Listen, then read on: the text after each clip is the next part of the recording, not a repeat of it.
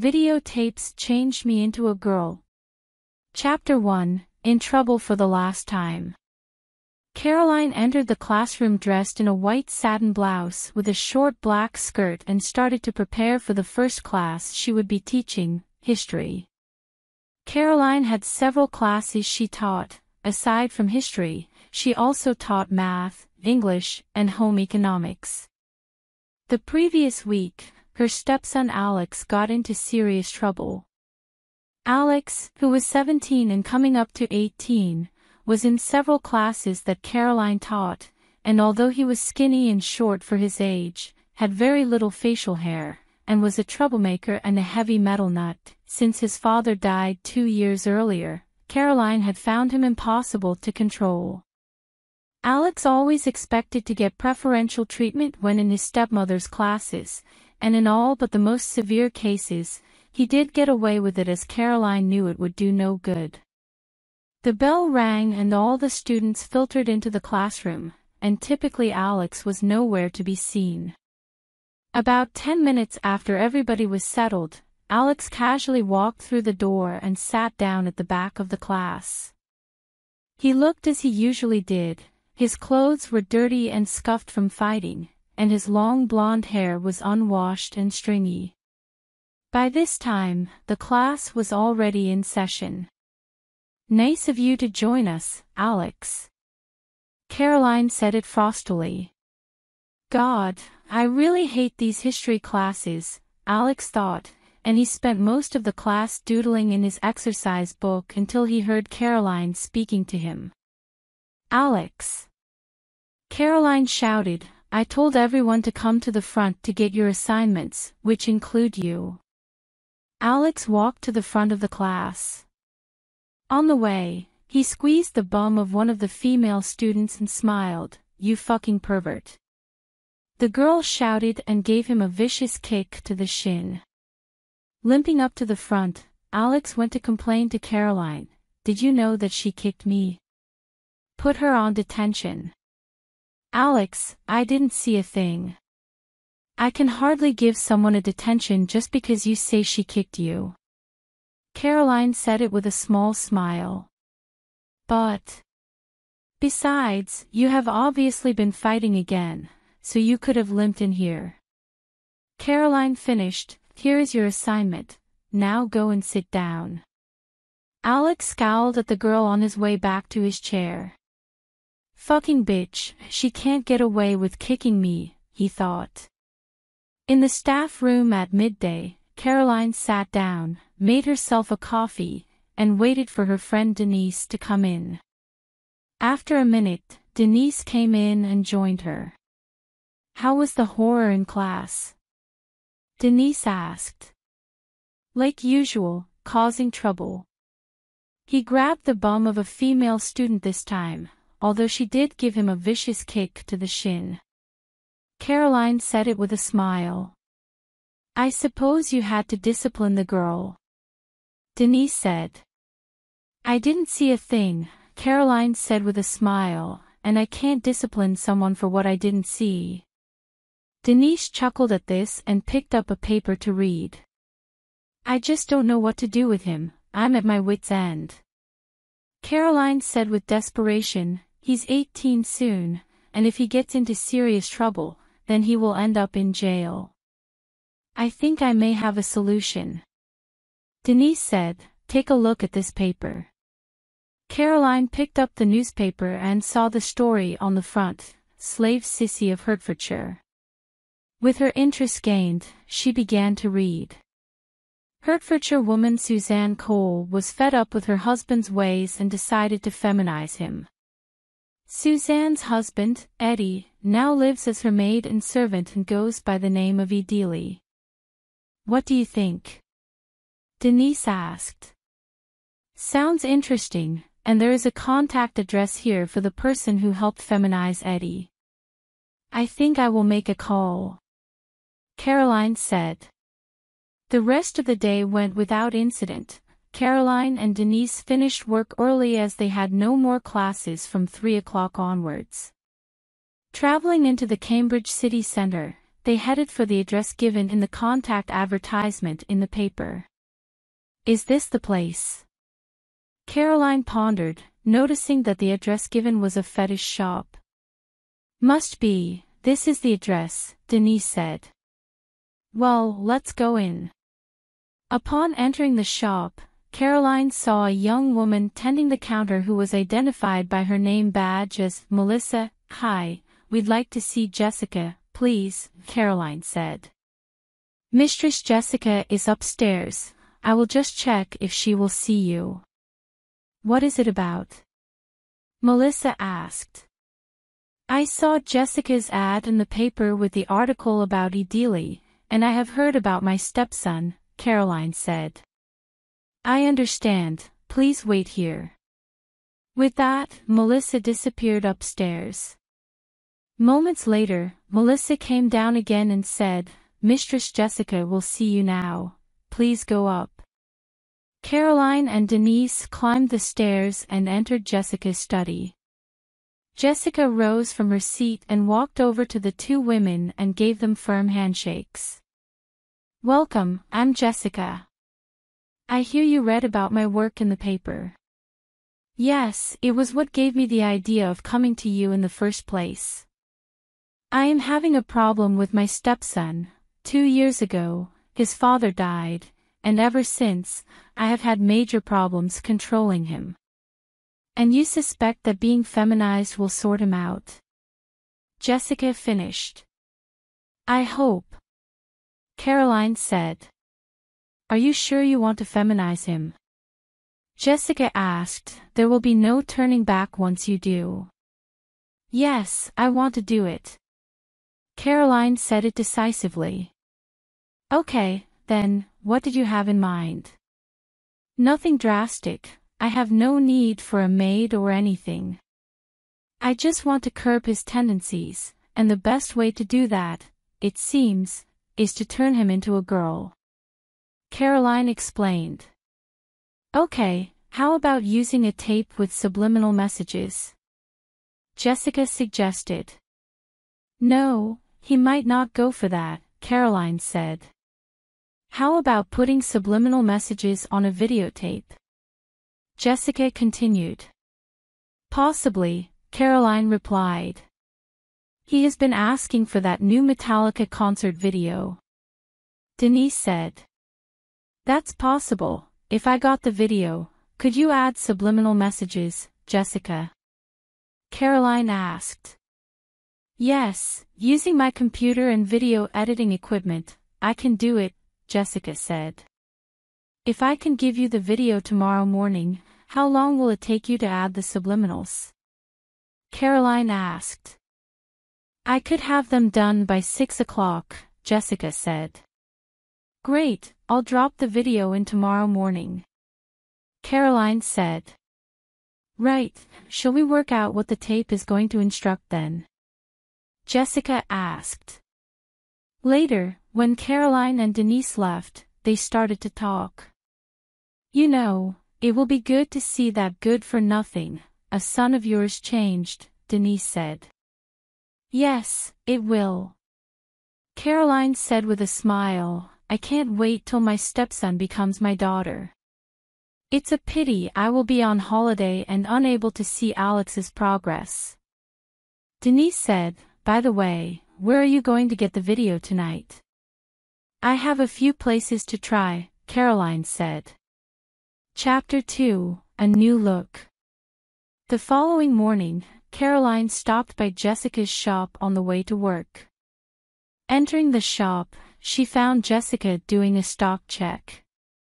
She was wearing a black mini skirt with a black leather jacket and 3-inch black patent leather pumps. Hi, Jessica, I have the video, Caroline said, handing the video to Jessica. Perfect, I will have it ready by this afternoon. Is there anything else you would like added to the subliminals before I process the tape? Jessica asked. Yes, I no longer want him listening to heavy metal. I want him to listen to classical music or pop music, the type that teen girls usually listen to. I also want him to choose his female name himself, with a few guidelines, of course.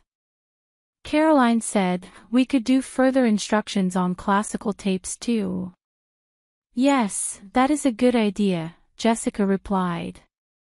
I have to go now. I will be by at 6 to pick up the video, Caroline said and then left. That morning Alex turned up at school with a bleeding nose and a black eye. When Caroline saw this, she pulled him to one side and said, You've been bloody fighting again, haven't you? It wasn't my fault. Alex exclaimed. Tell it to someone who cares.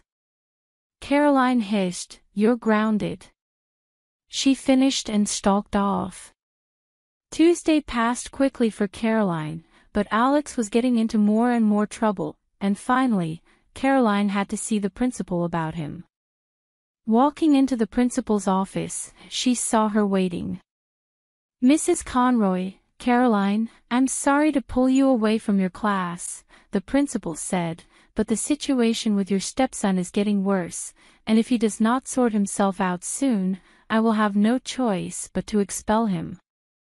Please don't do that. I have taken steps to make sure that Alex never misbehaves again, Caroline said. Could you tell me what you planned? The principal said. Of course, but I would prefer if you did not say anything of this to anyone. Caroline said, for if this is to work, Alex can't know of my plan. You have my assurance that this conversation will not pass beyond this room, she said. Caroline outlined her plan and how she came up with the idea. Sounds good, a punishment he deserves, to be sure. The principal said, I can get the register changed when he chooses a new name. Thank you. I will let you know what the name is and when to adjust the register by phone in 2 Saturdays. Caroline said. You seem to have this all worked out, so I will leave it up to your judgment, she said. Just one more thing, could you get someone to cover my last 2 classes this afternoon? Caroline asked, I need to get a few things for Alex. No problem, history and math, isn't it? The principal asked. Yes, that's right, Caroline said. Thank you for coming to see me. No problem, and thank you for the help. With that, Caroline left. When Caroline had finished her classes, she traveled into the city to do some shopping for Alex's up-and-coming change of image. First, she bought a set of makeup containing foundation that sets as a powder that she thought would be the right shade, concealer, a reddish-pink lipstick, eyeshadow, mascara, blusher, nail varnish, and assorted accessories for hair. Next, she stopped by a clothing shop and bought a selection of blouses, a black and white pattern jacket, and a matching hat. Once she finished her shopping, she walked to Jessica's shop to pick up the altered video. Entering the shop, she saw Jessica tending the till. Where is Melissa today? Oh, she has the flu, so I have to look after the shop for now. Jessica said, Oh, here is the altered video and the other tapes we discussed. The video will get the ball rolling. After that, get Alex to listen to each of these tapes in succession when you think he is ready. Thanks, here is the money for them. Caroline handed Jessica the money. By the way, could you get a course of hormones as well? No problem, what strength do you want? Jessica asked. Quite strong, I would like a fairly quick change, Caroline explained. Fine, I'll have them by Saturday, Jessica said. Thanks, well, I better get going. Bye. Caroline finished and left. When Caroline got home, she found to her surprise that Alex was actually home.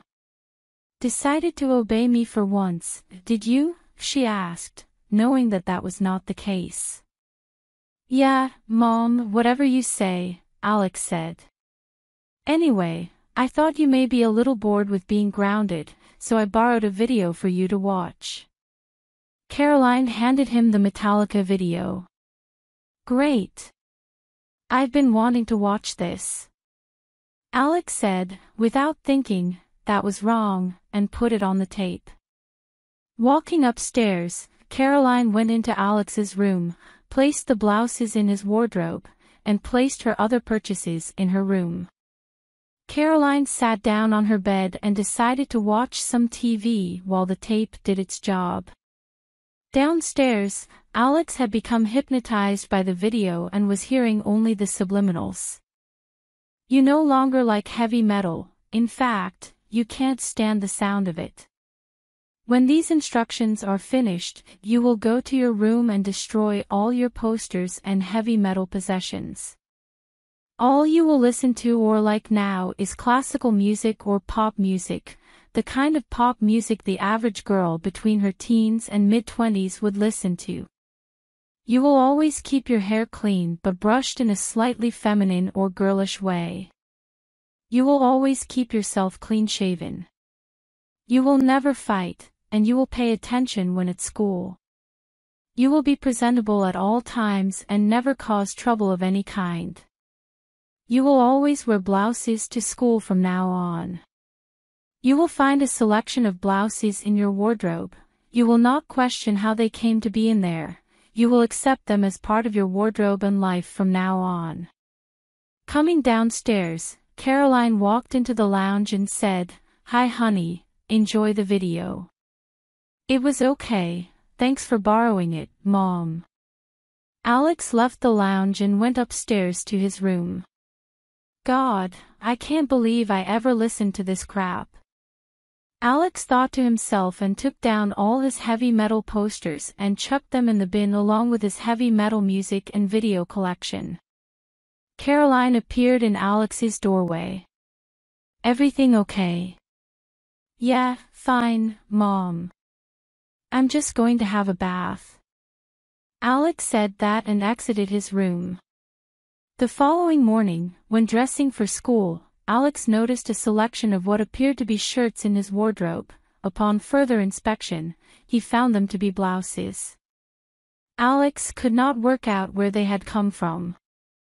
Shrugging, he pulled one out to wear, thinking nothing was out of the ordinary. When he came downstairs, he was wearing black trousers with a light blue blouse, his hair clean and brushed in a slightly feminine way. "You look nice and smart this morning, dear," Caroline noticed. "Thanks, Mom, I better be off to school. I don't want to be late," Alex said, grabbing a couple of slices of toast from the table. After his first 2 classes, Alex ran into his friend Brian and asked, "Want to cut class and go check out the new Iron Maiden CD?" Then, noticing how smart Alex was looking, spoke again, "Your stepmother, make you clean yourself up, eh?" "Nah, I've decided to sort my life out. I tidied myself up, and I am now working harder on my schoolwork. But thanks for the offer. To tell you the truth, I don't really like that music anymore," Alex finished. "Well, suit yourself," and Brian walked off. The rest of the week, Alex's schoolwork continued to improve as he started to pay attention in class and catch up on the work he missed. All of his teachers had remarked on this.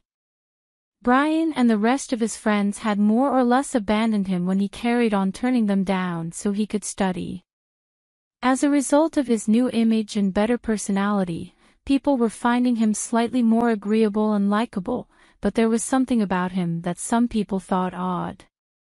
The way his hair was brushed, and a few even noticed that he was wearing blouses but said nothing anyway.